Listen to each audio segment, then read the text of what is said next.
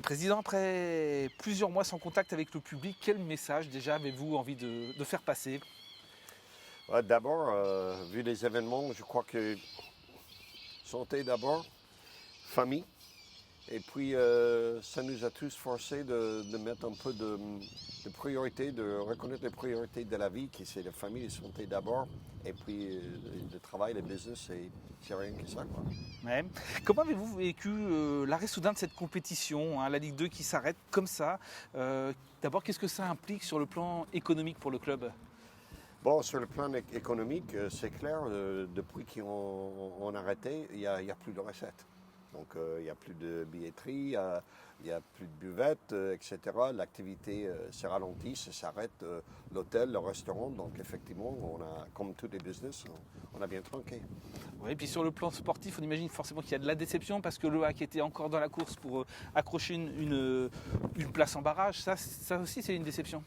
Oui, on sentait tous une certaine confiance avant de l'arrêt, la façon que l'équipe revenait sur le plan sportif et tout ça, on était assez confiants sans le dire parce que bon, on était quand même 6 points de 5e place, mais on était quand même 9 ou 10 points de 2e place. Donc effectivement, on était vraiment déçus de voir l'arrêt là parce qu'on était assez confiants de rentrer dans les barrages et éventuellement jouer la montée.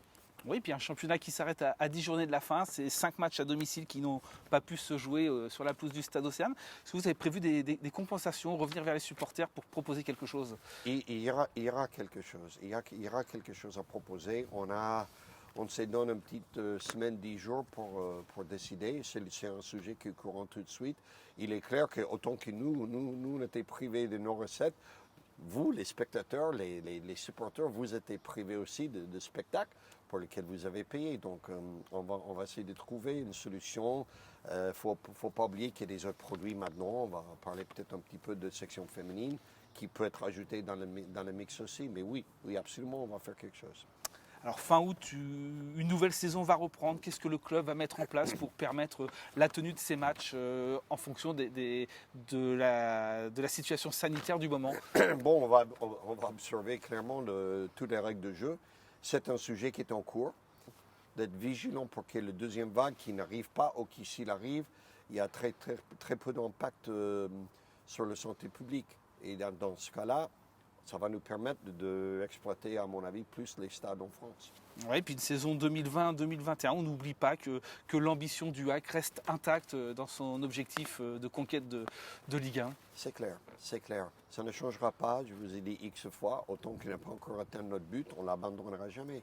Donc le but de cette club, la priorité numéro 1, 2 et 3, c'est de faire monter l'équipe masculine en D1 et rester durablement là-dedans. C'est ça, les féminines, elles, de leur côté, ont acquis la montée en D1. Qu'est-ce qui va changer également de ce côté-là? Non, ça fait, en fait, il n'y a rien qui va changer dans notre stratégie et notre tactique.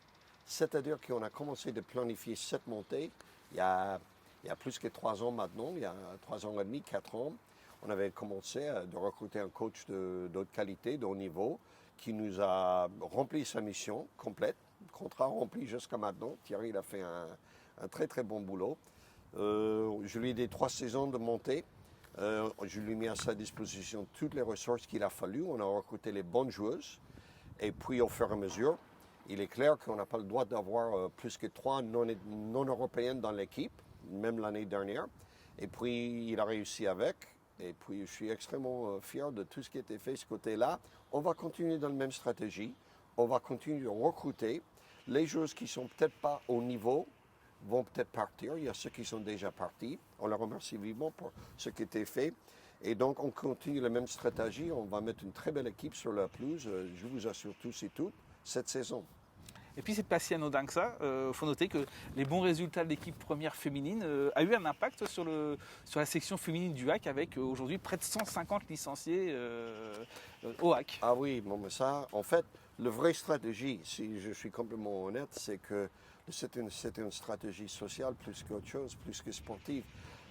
J'avais perçu ce qui était fait ici par l'association vis-à-vis des garçons, qui est rien que magnifique. Bon, il y a des jeunes qui deviennent pros, mais il y en a plein qui ne deviendront jamais pro, mais ils profitent énormément de l'expérience qu'ils ont passée à la Cave Verte. Je voulais faire la même chose pour les filles.